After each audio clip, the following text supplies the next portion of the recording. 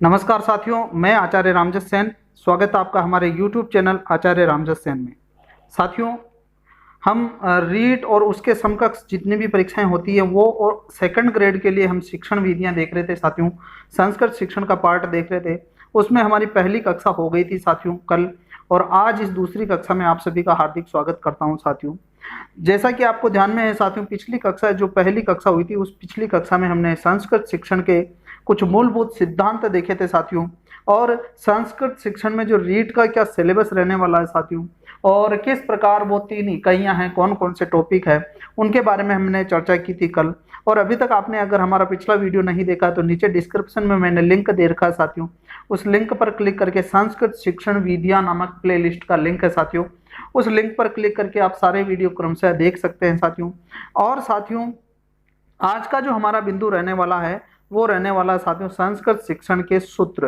हालांकि साथियों ये टॉपिक हमारे सिलेबस के अंदर लिखा हुआ नहीं है, लेकिन ये पूछा जाता है अक्सर, तो इसीलिए यहाँ हमने टॉपिक लिया दूसरे नंबर का, जो हमारा क्रमशः जो कक्षाएं चलेगी साथियों ये है अब संस्कृत शिक्षण के सूत्र। साथियों, मैं अपने टॉपिक पर आगे बढ़ूं उससे पहले मैं आपसे आग्रह करता हूं कि अभी तक अगर आपने हमारे चैनल को सब्सक्राइब नहीं किया गया है तो नीचे दिए गया जो एक लाल बटन है सब्सक्राइब वाला, उसको दबा करके आप हमारे चैनल को सब्सक्राइब करें, और वहां एक बेल आइकन प्रकट होगा साथियों, उस बेल आइकन को भी, अर्थात घंटी का एक बटन आएगा, उस घंटी के बटन को भी दबाएं ताकि आने वाले हर वीडियो के नोटिफिकेशन आपको तुरंत प्राप्त होते रहे साथियों।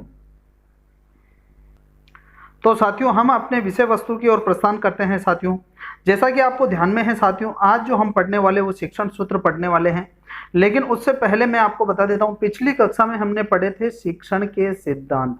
क्या पढ़े थे साथियों? शिक्षण के सिद्धांत।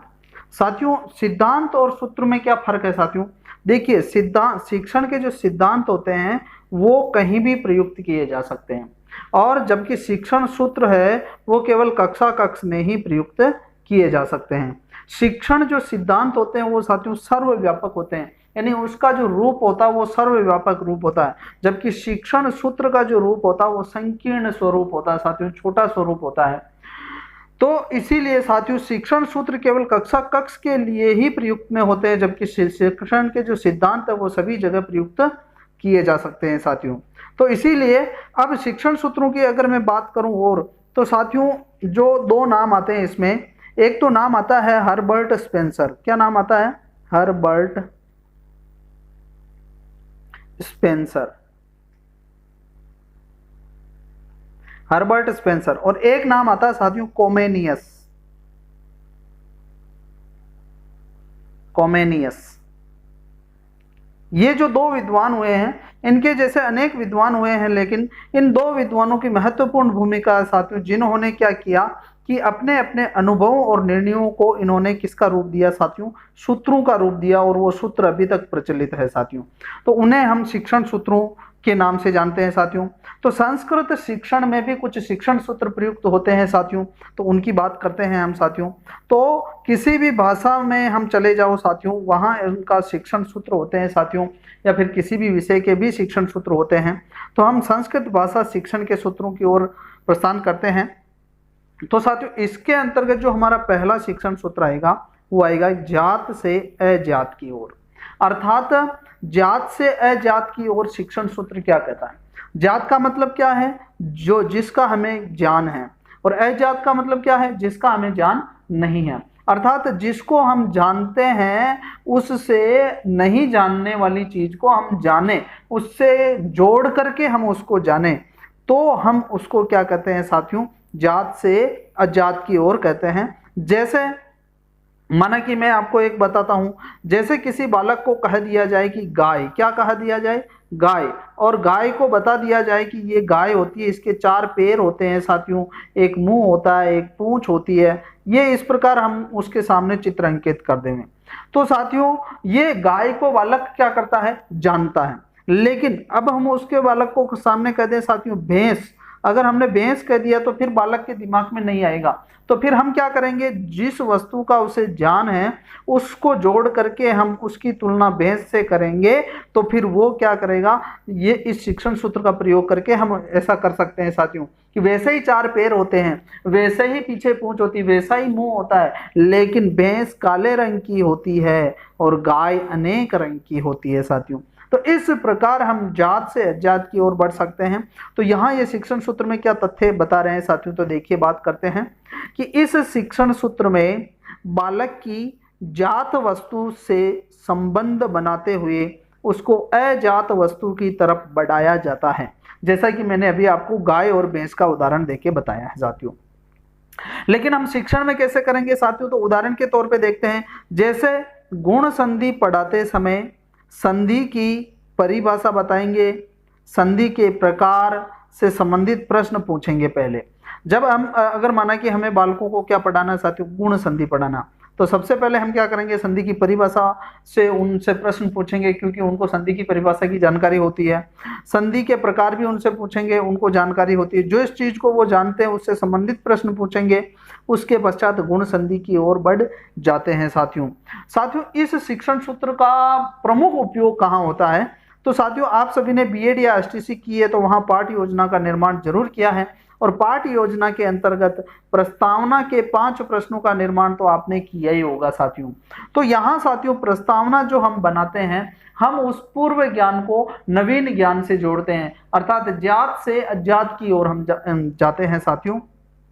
तो प्रस्तावना पाठ योजना में प्रस्तावना जो प्रश्न होते हैं, प्रस्तावना प्रश्नों में इसी शिक्षण सूत्र का प्रयोग किया जाता है। ये प्रश्न है साथियों कि पाठ योजनाया अंतर्गते प्रस्तावना प्रश्नेषु क शिक्षण सूत्रेषु प्रयोगः क्रियते। तो यहाँ साथियों, यहाँ उत्तर होगा साथियों, वो होगा जात से अजात की ओर, जातात अजातम प्रति, ऐसे इसको संस्कृत में लिखेंगे साथियों।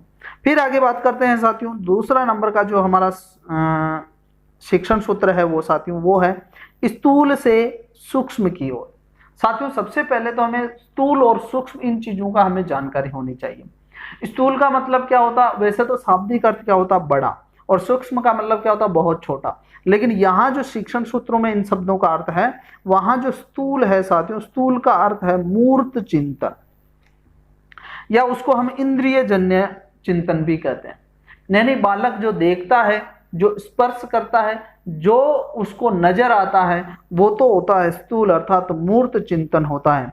और एक सूक्ष्म होता है, उस सूक्ष्म का मतलब होता है अमूर्त चिंतन, अर्थात केवल बालक सोचता है, अंदर ही अंदर उसको अनुभव करता है, वो होता है साथियों अमूर्त चिंतन। तो यहाँ साथियों स्थूल से सूक्ष्म की ओर अर्थात मूर्त चिंतन से अमूर्त चिंतन की ओर शिक्षण में इस शिक्षण सूत्र का प्रयोग होता है साथियों। जैसे बात करते हैं, इस सूत्र में मूर्त चिंतन अर्थात स्थूल द्रव्यों जिसको हम देख सकते हैं, छू सकते हैं, से आरंभ होकर, अर्थात कहां से आरंभ हो रहा है, मूर्त चिंतन से। कहां से आरंभ हो रहा है, स्थूल द्रव्यों से, जिसको हम देख सकते हैं, जिसको हम छू सकते हैं, वहां से आरंभ होकर अमूर्त चिंतन की क्षमता उत्पन्न होती जाती है साथियों। वहां जो हम प्रयुक्त करते हैं वो करते हैं साथियों स्थूल से सूक्ष्म की ओर सूत्र का प्रयोग करते हैं। अब देखो संस्कृत शिक्षक को क्या करना चाहिए, तो संस्कृत शिक्षक को जैसे सूक्ष्म चीजों को बताने के लिए, जैसे कोई अमूर्त चीज बतानी है जिसको हम बता नहीं सकते लेकिन उसको बालक को बतानी है, तो साथियों सबसे पहले क्या करना चाहिए, संस्कृत शिक्षक को चित्र, प्रतिकृति, अभिनय आदि उदाहरणों से सूक्ष्मता के भाव एवं तार्किकता की ओर शिक्षण करवाना चाहिए साथियों।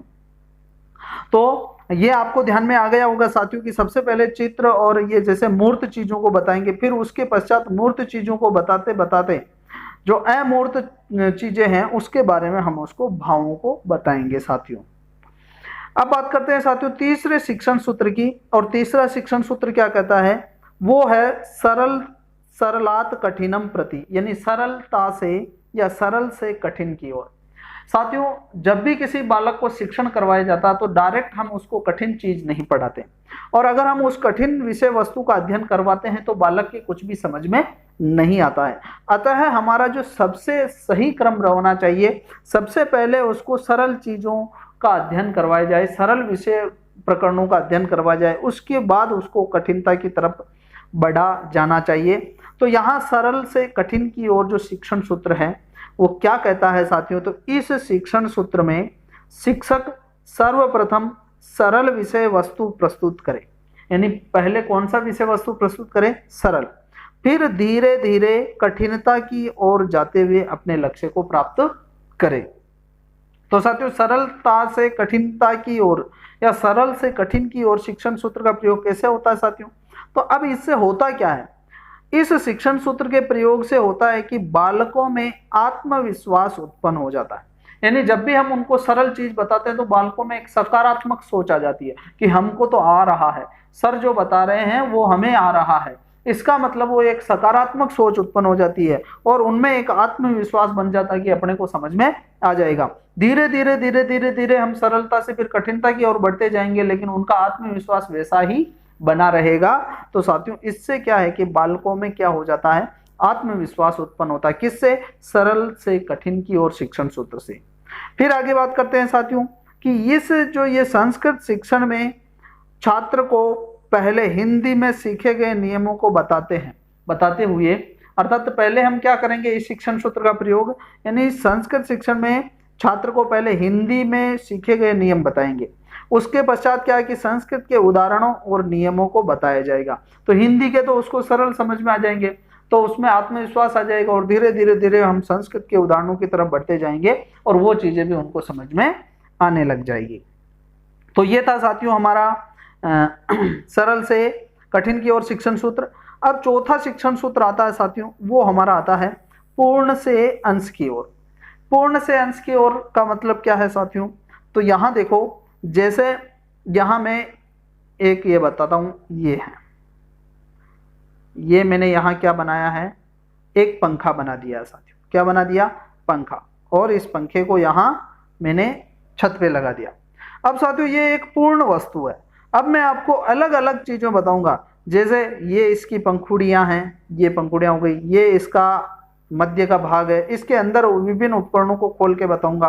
तो यानी सबसे पहले ये पूर्ण चीज बताई, उसके बाद विभिन्न अंश बताए इसके, तो इसको कहते हैं साथियों पूर्ण से अंश की ओर। यानी सबसे पहले संपूर्ण चीज का ज्ञान करवाना, उसके पश्चात छोटी छोटी चीजों का ज्ञान करवाना।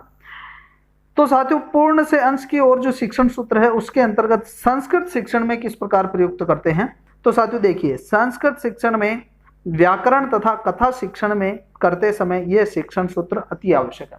कहाँ कहाँ आवश्यक है, एक तो व्याकरण में अति आवश्यक है और एक कहाँ आवश्यक है, एक कथा शिक्षण में अति आवश्यक है। अब देखो कैसे आवश्यक है, जैसे सूत्र छात्रों के समक्ष रख दिया जाता, यानी कोई सा भी हम उसको सूत्र रख देंगे, अकह सवर्ण दीर्घ ये रखो, चाहे इको यणची रखो, चाहे एचो अय वायाव रखो, कोई सा भी एक सूत्र रख दो, हमने पूर्ण चीज का ज्ञान करवा दिया कि ये पूर्ण विषय वस्तु है, अकह सवर्ण दीर्घ। अब हम क्या करेंगे, अब इसके अलग अलग टुकड़े करेंगे। सर्वप्रथम तो पूर्ण चीज का ज्ञान करवा दिया साथियों, अब हम इसके अलग अलग टुकड़े करेंगे।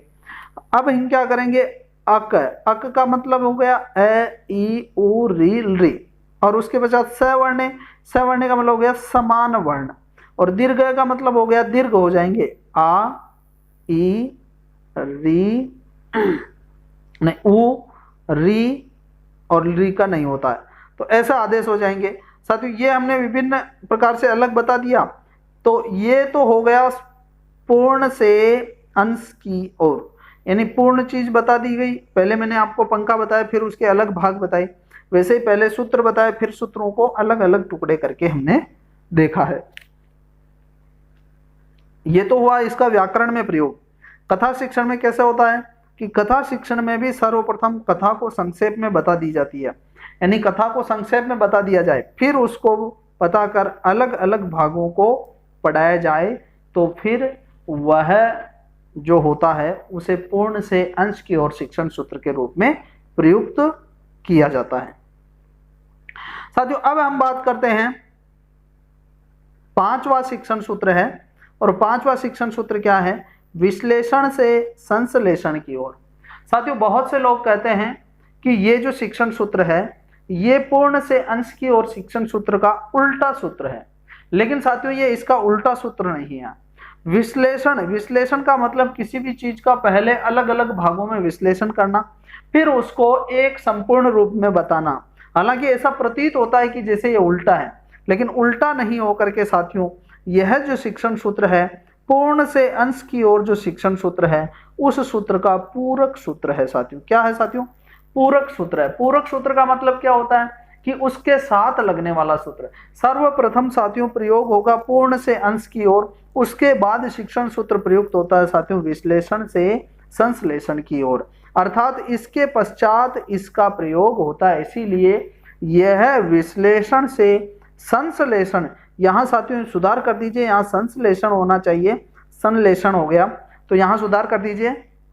विश्लेषण से संश्लेषण की ओर जो शिक्षण सूत्र है वो किसका पूरक सूत्र है? तो पूर्ण से अंश की ओर शिक्षण सूत्र का पूरक सूत्र है। अब बात करते हैं साथियों आगे इस तथ्य की। तो अगला तथ्य क्या कह रहा है कि इसमें अलग अलग उदाहरण छात्रों के समक्ष रखे जाते हैं। इसके अंतर्गत क्या किया जाता है? पहले उदाहरण रखे जाएंगे, जैसे संधि विच्छेद का उदाहरण रख दिया, समास विग्रह के उदाहरण रख दिए, शब्द व्युत्पत्ति के उदाहरण रख दिए, प्रकृति प्रत्यय उपसर्ग आदि अलग अलग करके रख दिए। तत्पश्चात संश्लेषण यानी जोड़ने वाली प्रक्रिया अपनाई जाती है साथियों। तो ये इसके अंतर्गत प्रक्रिया रहती है साथियों विश्लेषण से संश्लेषण की ओर में।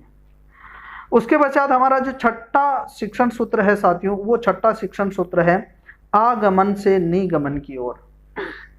जैसा कि साथियों इसी शिक्षण सूत्र सूत्र के आधार पर कुछ शिक्षण विधियां भी है साथियों, आगमन विधि, निगमन विधि, तो ये शिक्षण सूत्रों के आधार पर ही है साथियों। तो देखिए आगमन से निगमन की ओर, आगमन शब्द का अर्थ क्या होता है, निगमन शब्द का अर्थ क्या होता है साथियों? तो आगमन शब्द का अर्थ होता है उदाहरणों का प्रस्तुतिकरण, यानी आ का मतलब उदाहरणों का प्रस्तुतिकरण, और निगमन, निगमन का मतलब नी को नी से जोड़ दो तो नी का मतलब हो गया नियमों का गमन, यानी निगमन का मतलब क्या हो गया? नियमों का गमन।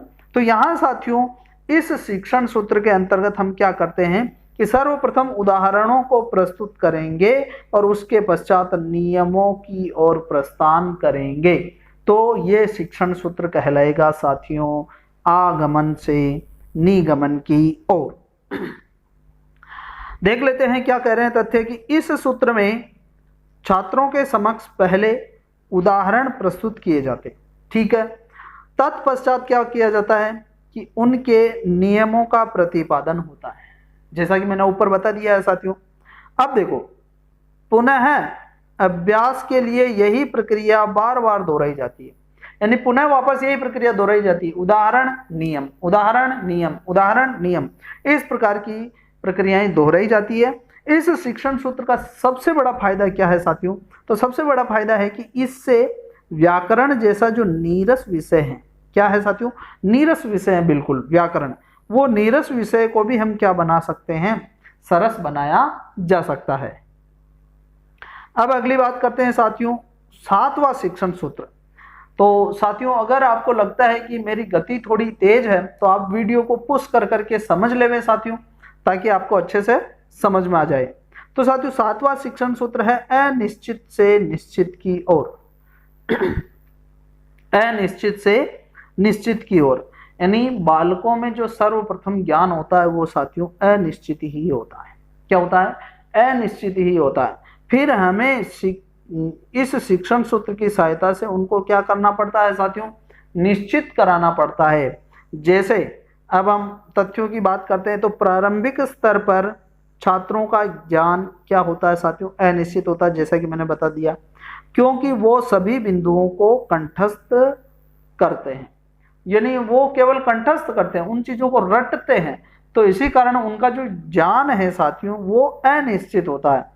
लेकिन धीरे धीरे फिर विषय वस्तु के ज्ञान को सुदृढ़ करने के लिए संरचना का ज्ञान करवाया जाता है। जैसे मैं आपको एक उदाहरण के माध्यम से बताता हूं कि अनिश्चित से निश्चित की ओर कैसे जाया जाए। तो साथियों, जैसे बालकों को बता दिया जाता है कि पठ धातु होती है। क्या होती है साथियों? पठ धातु। और पठ धातु को कैसे लिखते हैं? पठति,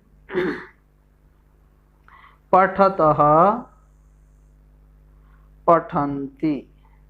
ये तो आप सबको याद ही होगा साथियों। शायद ही ऐसा कोई बालक या व्यक्ति होगा जिसको ये याद नहीं है, क्योंकि शुरू से ही हम इन्हीं को याद करते हैं। लेकिन ये तो हमारा हो गया अनिश्चित ज्ञान। हमारे मन में ऐसी धारणा हो गई कि सब धातुएं ऐसे ही चलती है, पढ़ती पढ़ते पठन्ति, लिखती लिखते लिखन्ति, हंसती हंसते हसन्ति। लेकिन जैसे हम कहेंगे गम धातु बताओ, क्या कहेंगे? गम धातु, तो हम क्या कर लेंगे?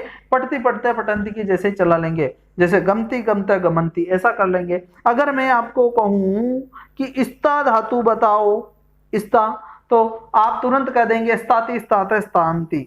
नहीं, ऐसा नहीं होता। जबकि गम धातु का जो रूप चलता है वो चलता है साथियों गच्छति गच्छते गच्छन्ति, और स्ता धातु का जो रूप बनता है साथियों वो बनता है तिष्ठति तिष्ठते तिष्ठन्ति। जैसा कि आपको जो पट धातु का ज्ञान था साथियों, वो पट धातु का ज्ञान यानी अनिश्चित ज्ञान था। अब उसको स्ता और गम धातु को आपने सीख करके उस ज्ञान को निश्चित कर लिया कि सारी धातुएं एक प्रकार से नहीं चलती, सब अलग अलग तरीके से चलती हैं। तो ये निश्चित हो गया आपको। तो ये शिक्षण सूत्र है साथियों, अनिश्चित से निश्चित की ओर। आगे उदाहरण भी मैंने लिखा है, देखो ये उदाहरण है। जैसे पट का रूप है पठती पढ़ते पठन्ति होता है, वैसे ही स्ता स्ताति स्ताते स्तान्ति नहीं होकर तिष्ठति तिष्ठते तिष्ठन्ति होंगे। तो ये निश्चित ज्ञान हो जाएगा, ये अनिश्चित से निश्चित की ओर। अब साथियों 8वां शिक्षण सूत्र है, और वो 8वां शिक्षण सूत्र क्या है? 8वां शिक्षण सूत्र है कि ज्ञानेंद्रियों द्वारा शिक्षण। जैसा कि आपको ध्यान में है साथियों, हम अपने ज्ञानेंद्रियों के द्वारा ही ज्यादा से ज्यादा सीखते हैं साथियों। और जिस बालक की ज्ञानेंद्रियां जितनी सक्रिय हैं उसका ध्यान भी उतना ही अंदर, उतना ही ज्यादा जाता है साथियों, और उसका शिक्षण भी प्रभावी होता है साथियों। तो साथियों ज्ञानेंद्रियों के द्वारा शिक्षण में यह शिक्षण सूत्र क्या कहता है साथियों? तो बात कर लेते हैं कि किसी भी विषय वस्तु को सीखने में जितनी अधिक ज्ञानेंद्रियों का उपयोग किया जाता है उतना ही अधिगम स्थायी हो जाता है।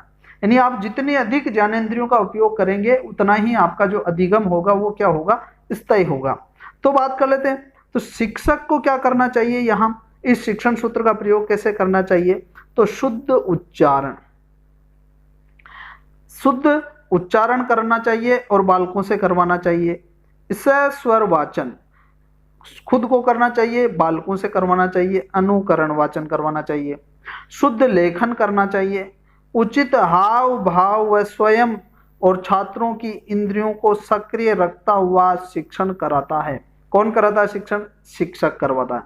तो यानी बालक को शुद्ध उच्चारण करवाएंगे भी। इसका शुद्ध उच्चारण बोल तो बालक जितनी अधिक अपनी ज्ञानेंद्रियों का प्रयोग करेगा शिक्षण उतना ही क्या हो जाएगा? स्थायी हो जाएगा साथियों, अधिगम उतना ही स्थायी हो जाएगा। तो साथियों ये 8 जो शिक्षण सूत्र है संस्कृत भाषा के मूलभूत, इनका बारे में हमने चर्चा की है। अगर ये आपको पसंद आए हैं तो एक बार इस वीडियो को लाइक जरूर करें और अपने उन सभी मित्रों को शेयर करें जो आपके साथ रहते हैं, उनसे चर्चा करें साथियों, और उन सभी मित्रों को शेयर भी करें व्हाट्सएप, फेसबुक आदि के माध्यम से, ताकि उनको भी इसका फायदा मिल सके। और जिस तरीके से आप लगे लोगों के लिए मैं मेहनत कर रहा हूँ, मेरी मेहनत का भी मुझे प्रतिपुष्टि मिल सके, इसी आशा एवं विश्वास के साथ मैं आपसे अगले वीडियो तक विदा लेता हूं साथियों। आपके उज्जवल भविष्य की मंगल कामना।